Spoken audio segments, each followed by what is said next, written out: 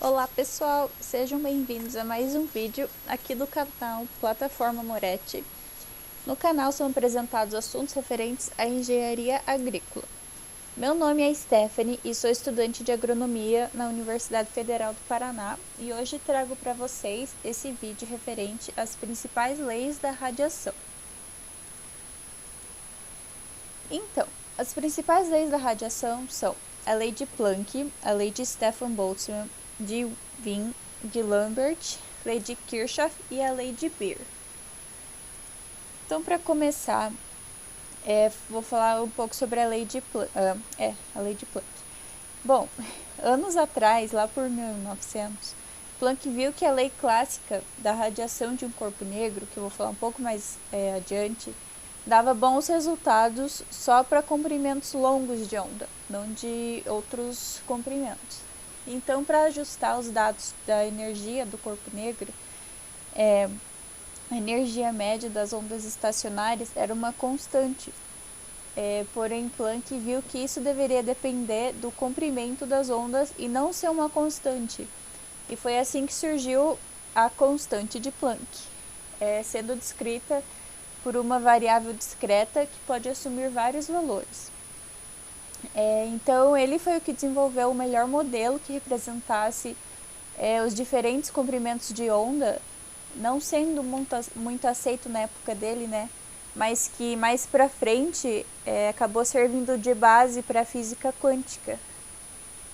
Então, essa lei é basicamente definida como sendo a energia emitida por um corpo negro, que depende da sua temperatura e do comprimento de onda. Então, aqui a gente tem uma demonstração dessa lei, né, da lei de Planck. Então, basicamente, Planck bolou um modelo em que a gente entra com um determinado comprimento de onda a uma determinada temperatura, daí a gente consegue achar a energia que essa onda me dá. Aqui do lado direito tem a fórmula considerando a radiância espectral em função do comprimento de onda e temperatura. Não dá para entrar muito a fundo nessa fórmula aqui, mas ela leva em consideração várias coisas, como, por exemplo, a temperatura, né, do corpo negro, a constante de Boltzmann, o comprimento de onda, entre outros valores, né? E vale também dizer que depois que essa lei foi publicada, muitas formas de demonstrar ela foram propostas, então foram muitas pessoas que fizeram uma pequena variação nela. Então aqui a gente tem a representação de um corpo negro, né? Que tem absortividade de 1, emissão de 1 e refletividade 0. Então, o corpo negro é como se fosse uma bem pequena abertura, né, por onde entra a radiação, mas ela praticamente não sai de lá. Ela fica lá, fica se rebatendo lá dentro, então ela absorve e praticamente não reflete. Porém, quando ela é aquecida do interior, pode ter uma pequena emissão de radiação por essa abertura. Agora, então, um pouco sobre a lei de Stefan Boltzmann. Ele se baseou na lei de Planck, né, e desenvolveu uma equação também bem importante, que é a de emissividade, ou da emissão da radiação. Né? Então, essa lei estabelece que a energia total radiada por unidade de área de um corpo negro, na unidade de tempo, é diretamente proporcional à sua quarta potência de temperatura absoluta, que veremos no próximo slide. Então, como a gente pode ver aqui, a energia radiante emitida acaba levando em consideração a emissividade de um corpo, a constante, né, de Stefan Boltzmann e a temperatura na quarta potência, dada em Kelvin. Já a emissividade é uma relação ao corpo negro, sendo a emissividade da superfície dividida pela emissividade do corpo negro em si. Então, um pouco sobre a lei de Wien. Ele também usou, né, como base a lei de Planck, porém ele pegou a equação de Planck e derivou ela parcialmente em relação ao comprimento de onda. fazendo com que fosse possível obter um valor máximo. Então ela permitiu achar o comprimento máximo de onda para uma determinada temperatura.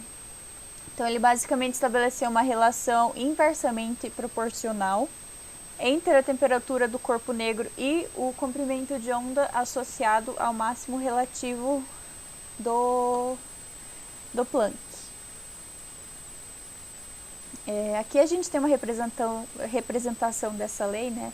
Então, conforme ela, quanto maior a temperatura de um corpo negro, menor vai ser o comprimento de onda no qual ele emite. Então, agora um pouco sobre a lei de Lambert.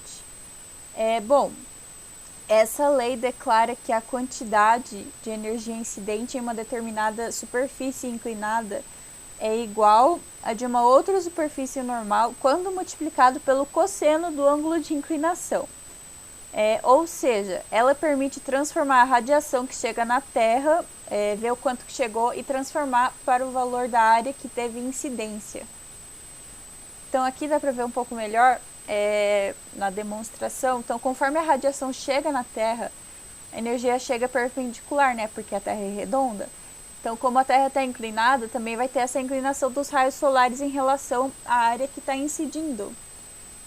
Aqui do lado a gente tem a fórmula para isso, em que a gente entra com a energia incidente e com o cosseno do ângulo,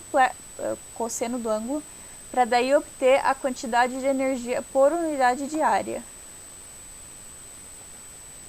Então, a lei de Kirchhoff foi proposta, né, por ele em 1859 e declara que, quando em equilíbrio térmico, a emissividade de um corpo tende a ser igual à sua absortância, ou seja, para o mesmo comprimento de onda, a absortividade é igual à emissividade.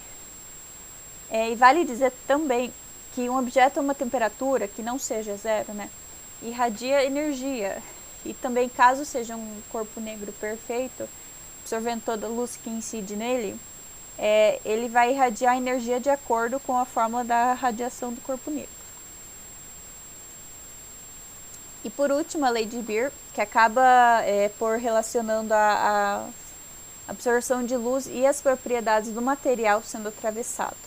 Então, a transmissividade vai variar bastante conforme o comprimento de onda, sendo que as ondas curtas são bem transmissíveis, né? Como o vidro e a atmosfera terrestre, por exemplo, que tende a atravessar com facilidade, né?